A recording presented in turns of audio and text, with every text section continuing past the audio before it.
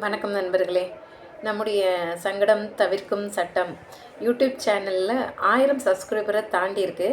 அதுக்கு உங்கள் எல்லோருடைய இல்ல மனமார்ந்த ஆதரவிற்கு என் நன்றியை தெரிவித்துக் கொள்கிறேன். இன்றைக்கி நாம் ஒரு முக்கியமான பதிவு பார்க்க போகிறோம். ஏன்னா பெரும்பான்மையான மேஜிஸ்ட்ரேட் நீதிமன்றங்களில் நடந்து கொண்டிருக்கும் நிகழ்வை குறித்து தான் உச்ச நீதிமன்றம் கடந்த வாரம் ஒரு பதிவு செஞ்சு தீர்ப்பில் வழங்கியிருக்கு. ஏன்னா பெரும்பாரியாக நம்ம பார்க்குறது என்னென்னா, இந்த மேஜிஸ்ட்ரேட் கோர்ட்டில் சாட்சிகள் விசாரணை அப்படிங்கிறது ஆரம்பிக்கும் பொழுது வழக்கறிஞர் வந்து அந்த குற்றவாளி தரப்பு வழக்கறிஞர் வந்து தயாராக இருக்கிறாரோ இல்லையோ, அவர் ஆஜராகிறாரோ இல்லையோ, நீங்கள் இருக்கணும்னு கூட அவசியம் கிடையாது, நாங்கள் சீஃபை ரெக்கார்ட் பண்ணிடுறோம், நீங்கள் எப்போ வந்து கிராஸ் பண்ணுறீங்களோ அப்போ பண்ணிக்கோங்க அப்படிங்கிற மாதிரி சொல்லி ஒரே சமயத்தில் கொண்டு வந்திருக்கிற ஆஜராக்கியிருக்கிற அத்தனை சாட்சிகளை விசாரிப்பதோ அல்லது ஒரு வெவ்வேறு தேதிகளில் அந்த முதல் விசாரணையை நடத்தி முடிப்பதோ பெருவாரியான நீதிமன்றங்களில் நடைபெறுவதை நான் கண்டிருக்கிறேன். அது சம்பந்தமாக தான் தீர்ப்பில் வந்து நம்மளுடைய உச்சநீதிமன்ற நீதியரசர் ஓகா அவர்கள் வந்து கருத்து தெரிவிச்சிருக்கிறாரு. நம்ம நீதியரசர் ஓகாவை பற்றி நமக்கெல்லாம் தெரிஞ்சிருக்கோம்.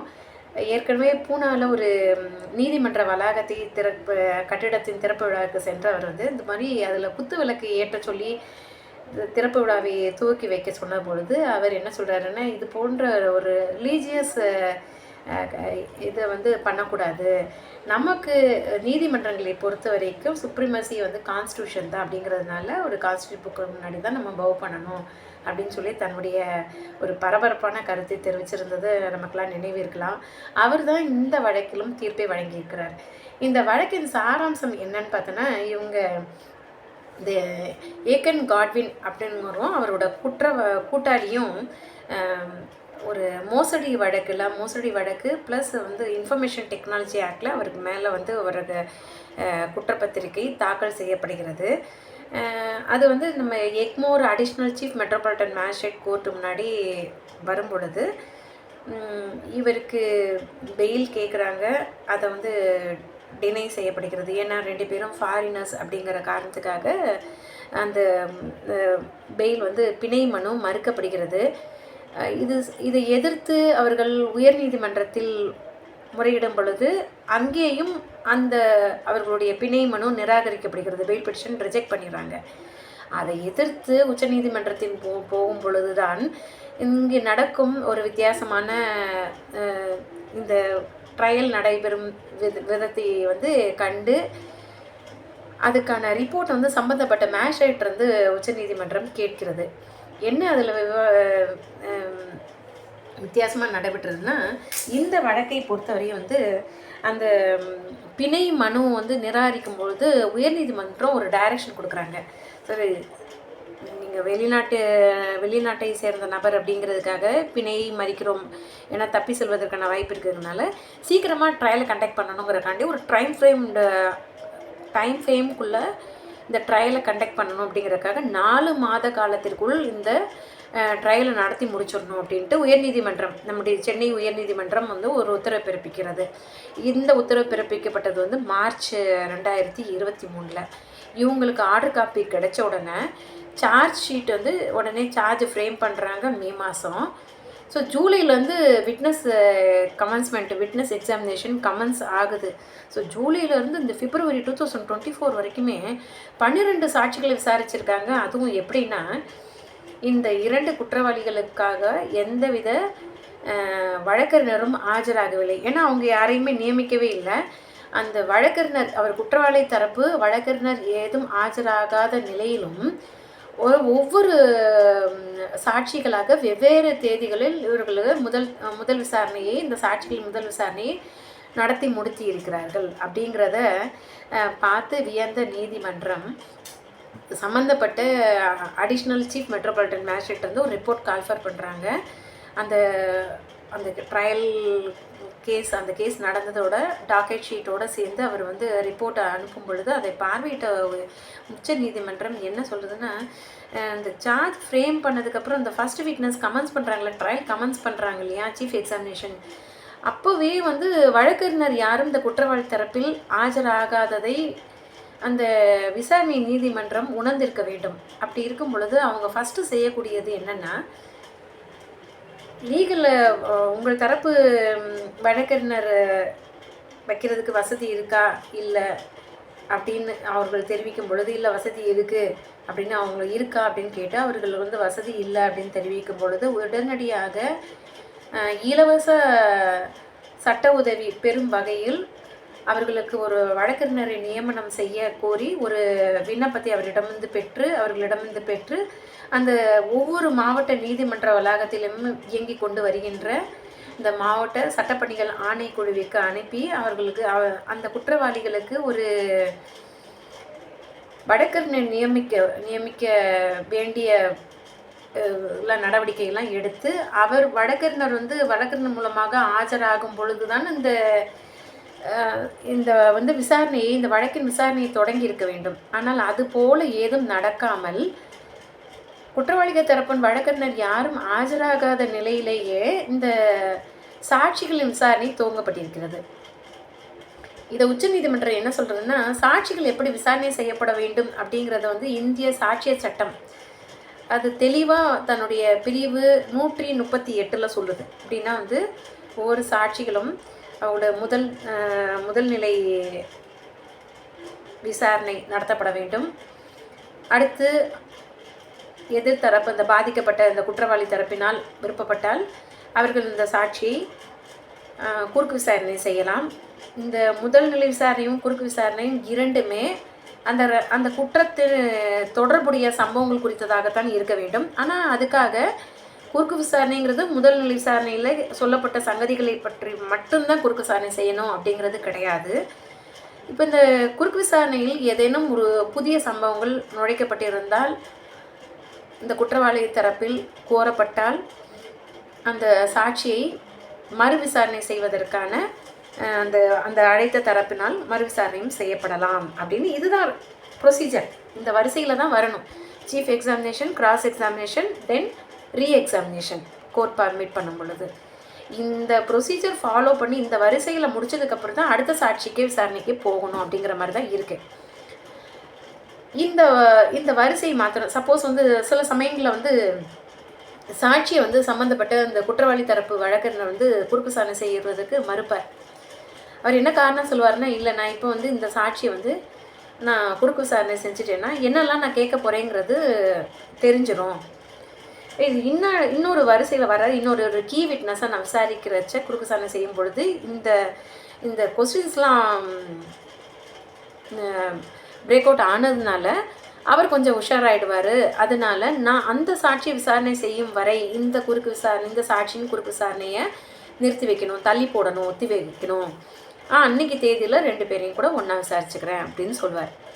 ஸோ அது போல் ஒரு ரெக்வஸ்ட் குற்றவாளி தரப்பிலிருந்து வரும் பொழுது மேஜிஸ்ட்ரேட் அந்த காரணங்களை பதிவு செய்து இந்த சாட்சியின் குறுக்கு விசாரணை இன்னொரு தேதிக்கு ஒத்தி வைக்கலாம். So reasons to be recorded in writing. இதை தான் உச்சநீதிமன்றம் சொல்லுது. இந்த போல் அந்த மேஜிஸ்ட்ரேட் அனுப்பின ரிப்போர்ட்டோட இந்த டாக்கெட் ஷீட்டை ஆராய்ந்து பார்க்கும் பொழுது அது போன்ற எந்த உத்தரவையும் மேஜிஸ்ட்ரேட்டு பிறப்பிக்கவில்லை அப்படிங்கிறது தெரிய வருகிறது. ஸோ ஒவ்வொரு சாட்சியும் வரிசையாக 12 சாட்சி விசாரிச்சிருக்காங்க இல்லையா அடுத்து. இது பெரும்பான்மையாக மோஸ்ட் ஆஃப் த கோர்ட்ஸில் நடக்கிறது, இன்றைக்கும் நடந்துகிட்டு இருக்கிறது என்னென்னா, சாட்சிகளை கொண்டு வந்திருப்பாங்க. ஏன்னா மோஸ்ட்லி டிஸ்ட்ரிக்ட் கோர்ட்லேயும் சரி, சிஜிஎம் கோர்ட்லேயும் சரி, இந்த சாட்சிகளை ஒரு சாட்சிகள் பட்டியலில் விட்டு இந்த 1 to 4 இந்த தேதியில் விசாரிக்க போகிறோம் அப்படின்னு சொல்லுவாங்க. இந்த 1 to 4ங்கிற சம்மன் கொடுத்துருக்கும் பொழுது அந்த சாட்சிகளை போலீஸ் தரப்பில் கொண்டு ஆஜர்படுத்திடுவாங்க. ஆனால் எதிர்த்தரப்பு வழக்கறிஞர் அத்தனை சாட்சியும் குறுக்கு விசாரணை செய்வதற்கு தயாராக இருக்க மாட்டார். அதனால நாங்கள் இன்றைக்கி முடியாது, ஒரு சாட்சி நாங்கள் ஆரம்பித்தாலே அது நாள் போகும், இன்றைக்குள்ளே முடிக்க முடியாதுங்கிறதுனால எல்லா சாட்சிகளையும் குறுக்கு விசாரணை இன்றைக்கி செய்ய முடியாது அப்படின்னு சொல்லும் பொழுது இவங்க அரசு தரப்பில் என்ன சொல்லுவாங்க, நாங்கள் சாட்சிகளை கொண்டு வந்துட்டோம் இல்லையா, நாங்கள் சீஃப் எக்ஸாமினேஷன் பண்ணிடுறோம், குறுக்கு விசாரணை இந்த சாட்சிகளோட குறுக்கு விசாரணை நீங்கள் இன்னொரு நாள் பண்ணிக்கோங்கன்னு சொல்லுவாங்க. அதை மேஜிஸ்ட்ரேட்டும் பெரும்பான்மையான நீதிமன்றங்களில் மேஜிஸ்ட்ரேட்டும் சரி, நம்மளுக்கு வந்து கேஸ் ப்ராக்ரஸ் ஆகுது இல்லையா, சாட்சிகள் வந்தவங்க விசாரிக்கப்படாமல் திரும்பலை இல்லையா, திரு அப்படி அது இல்லைன்னா சாட்சிகள் ஆஜராகிட்டு அவங்கள திருப்புனா வந்து அதுக்கு காரணம் எழுதணும். இன்னொன்று, இது போல் திருப்பினா சாட்சிகள் விசாரிக்காமல் திரும்பினா அடுத்த தடவை வந்து ப்ராசிக்யூஷன் சைடில் விட்னஸை ப்ரொடியூஸ் பண்ணுங்கன்னு சொல்லிட்டு நம்ம கேட்கும் பொழுது அவங்க சுணக்கம் காட்டலாம். அப்படிங்கிற காரணத்துக்காக இந்த அரசு தரப்பின் கோரிக்கையை ஏற்றுக்கிட்டு அவங்க ஃபர்தராக வந்து அப்படியே வந்திருக்க விட்னஸோட சீஃப் எக்ஸாமினேஷன் மட்டுமே ரெக்கார்ட் பண்ணிவிட்டு இன்னொரு நாள் கிராஸ் எக்ஸாமினேஷனுக்கு போடுறது வந்து வாடிக்கையாக பெரும்பான்மையான நீதிமன்றங்களில் நடந்து வருவதை நான் கண்கூடாக பார்த்திருக்கிறேன். இதுதான் வந்து உச்சநீதிமன்றம் நீதியரசர் ஓகா அவர்கள் வந்து இது ஒரு தவறான அணுகுமுறை. ஏன்னா இந்திய சாட்சிய சட்டத்தில் இந்த முறையில் தான் சாட்சியங்களை பதிவு பண்ணணும் அப்படிங்கிற சொல்லப்பட்டிருக்கும் பொழுது அந்த முறையில் தான் பதிவு செய்யணும். ஆனால் அதுக்கு ஒரு விதிவிலக்கு இருக்குது. இந்த மாதிரி வந்து எதிர்த்தரப்பு வழக்குன்னு அப்படி கேட்குறாங்க இல்லையா, அப்போ வந்து அந்த சாட்சியை நாங்கள் உடனடியாக விசாரிக்க முடியாது, இது எனக்கு பிரின்சிபல்ஸ் நேச்சுரல் ஜஸ்டிஸ் அஃபெக்ட் ஆகும், நான் அந்த சாட்சியை விசாரிக்கும்போது தான் இந்த சாட்சி விசாரிக்கணும்னு கேட்கும்பொழுது அது நியாயமான காரணமாக தெரியும் பொழுது, அப்படி மேஜிஸ்ட்ரேட்டுக்கு தெரியும் பொழுது அந்த காரணங்களை பதிவு செய்து இன்னொரு நாளில் வந்து இந்த சாட்சியோட குறுக்கு விசாரணையை ஒத்தி வைக்கிறதுக்கு குற்ற விசாரணை நடைமுறை சட்டத்தின் பிரிவு 242 சப்கிளாஸ் 2ல் இருக்கிற ப்ரோஷோ அதுக்கான அதிகாரத்தை வழங்குகிறது. ஸோ அதுபடி இந்த இந்த சாட்சியின் குறுக்கு விசாரணை ஒத்திவைக்கப்படுகிறது அப்படின்ட்டு ஒரு காரணத்தை ரெக்கார்ட் பண்ணி மேஜிஸ்ட்ரேட்டை இன்னொரு தேதிக்கு ஒத்திவைக்கலாம் அப்படின்னு சுட்டி காட்டுகிற உச்சநீதிமன்ற நீதியரசர். ஆனால் அது போன்ற நடைமுறைகள் எதுவும் இந்த வழக்கில் பின்பற்றப்படவில்லை. அப்படிங்கிறதுனால இது ஒரு விதத்தில் பார்த்தோன்னா இப்போது வந்து ப்ரூஃப் ஆஃப் டெட்லாம் வந்து யாருமே வந்து பிரமாண வாக்குமூலத்தை அப்படியே வந்து கோர்ட்டில் வந்து பதிவு செய்கிறதில்ல. ப்ரூஃப் ஆஃப் டெட் மாதிரி வந்து ஒரு ஃபைல் பண்ணிடுறாங்க. மோஸ்ட் ஆஃப் த கேசஸில் வந்து ப்ரூஃப் ஆஃப் டெட்டாக ஃபைல் பண்ணிடுறாங்க. சில வழக்குகளில் மட்டும்தான் வந்து அப்போவே வந்து சொல்ல அந்த பப்ளிக் ப்ராசிக்யூட்டர் அரசு தரப்பு வழக்கறிஞர் சொல்ல நீதிமன்றத்தில் பதிவு செய்யப்படுகிறது.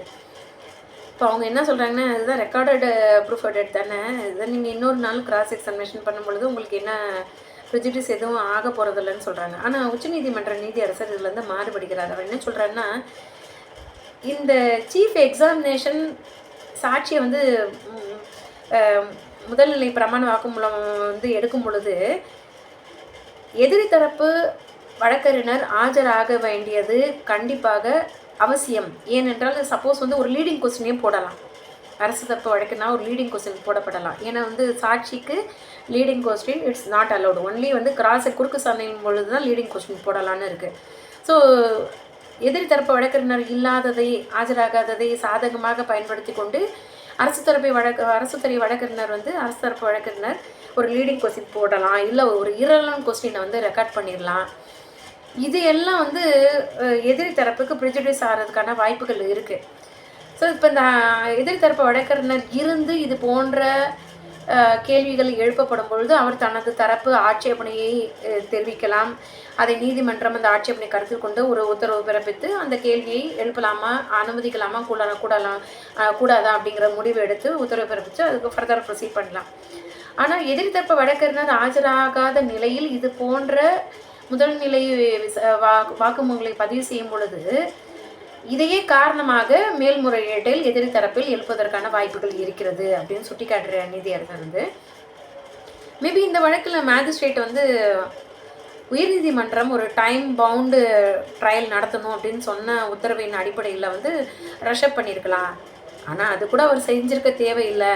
அவரால் வந்து அந்த 4 monthsக்குள்ளே பண்ண முடியலங்கிறச்ச டைம் எக்ஸ்டென்ஷன் கேட்டு உயர்நீதிமன்றத்திற்கு ஒரு கடிதம் எழுதியிருக்கலாம். ஆனாலும் இது போல் செய்யப்பட்டிருக்குது அப்படிங்கிறச்ச இந்த வரைக்கும் நடத்தப்பட்ட ட்ரையலை வந்து கணக்கில் எடுத்துக்க முடியாதுங்கிறதுனால ஒரு டிநோவா ட்ரையல் தான் ஆர்டர் பண்ணணும் அப்படின்னு சொல்கிறாங்க. டிநோவா ட்ரையல்னால் இது வரைக்கும் பதியப்பட்ட சாட்சியங்களை அப்படியே விட்டுவிட்டு புதிதாக முதலிலிருந்து விசாரணை துவக்கப்பட வேண்டும் அப்படிங்கிறது தான் டிநோவா ட்ரையல். அதுக்காக உத்தரவு அந்த டி நோவா ட்ரையல் இந்த வழக்கில் ஆர்டர் செய்யப்படணும் அப்படின்னு சொல்லிட்டு உத்தரவிடுகிறார்கள். இந்த மீன் டைம் வந்து இவர் ஏற்கனவே இந்த குற்றவாளிகள் இருவரும் கடந்த 1 வருடமாக நீதிமன்ற காவலில் இருக்கும் காரணத்தினால் அவர்களுக்கு பிணையில் செல்வதற்கான உத்தரவையும் வழங்குகிறார்கள். ஆனால் பிணையில் செல்வதற்கான உத்தரவு வழங்கும் அதே சமயத்தில் அவர்கள் தரப்பு பாஸ்போர்ட்டை வந்து நீதிமன்றத்தில் சமர்ப்பிக்க வேண்டும். வேறு ஏதேனும் நிபந்தனைகள் விதிக்கப்பட வேண்டுமா என்ன அப்படிங்கிறது குறித்து இந்த ட்ரையல் கோர்ட்டுக்கு இந்த கேஸ் வந்து திரும்பவும் பெயில் பெட்டிஷன் சம்மந்தப்பட்ட கண்டிஷன்ஸ் என்னெல்லாம் ஃபிக்ஸ் பண்ணலாம் அப்படிங்கிறத பப்ளிக் ப்ராசிக்யூட்டரை ஆலோசனை பண்ணி ட்ரையல் கோர்ட்டை வந்து ஃபிக்ஸ் பண்ணலாம் அப்படிங்கிறத சொல்லிட்டு டி நோவா ட்ரையல் ஆர்டர் பண்ணணும் அப்படின்னு சொல்லிட்டு உத்தரவிட்டுறாங்க. இந்த வழக்கை ஏன் நான் முக்கியமாக சொல்கிறேன்னா, பெரும்பான்மையான நம்முடைய தமிழ்நாட்டில் உள்ள பல்வேறு மாவட்டங்களில் உள்ள நீதிமன்றங்களில் இது போன்ற தவறான அணுகுமுறையில் தான் சாட்சிகள் பதிவுகள் நடைபெற்று வருவதால் இந்த நம்முடைய தெரிந்தவர்களுக்கோ உறவினர்களுக்கோ இது போன்ற வழக்கு விசாரணை நடந்து கொண்டு வரும் பொழுது இது போன்ற உரிமை பாதிக்கும் விதத்தில் இது போன்ற சாட்சிகள் பதிவு செய்யப்படும் பொழுது உரிமை பாதிக்கப்படுவது போன்ற விதத்தில் சாட்சிகள் பதிவுகள் நடைபெற்று வரும் பொழுது நம்முடைய ஆட்சேபனை தெரிவித்து அது போன்ற நடக்க சட்டத்தில் அனுமதி இல்லை அப்படிங்கிற நம்ம ஆட்சேபனை தெரிவிக்கணும். இந்த நம்முடைய சங்கடம் தவிர்க்கும் சட்டம் யூடியூப் சேனலில் இது போன்ற சட்ட விழிப்புணர்வு ஏற்படுவதற்காக தான் இது போன்ற பதிவுகளை நாங்கள் போடுகிறோம். இந்த பதிவு உங்களுக்கு பிடிச்சிருந்தா தெரிஞ்சவங்களுக்கெல்லாம் லைக் பண்ணுங்கள், தெரிஞ்சவங்களுக்கெல்லாம் ஷேர் பண்ணுங்கள், எங்களோட சேனலை சப்ஸ்கிரைப் பண்ணுங்கள். இது எங்களுக்கு மேலும் மேலும் பல நல்ல சட்ட தகவல்களை உங்களுக்கு அளிப்பதற்கு ஊக்கமாக அமையும். மீண்டும் இன்னொரு பதிவில் உங்களை சந்திக்கிறேன். நன்றி, வணக்கம்.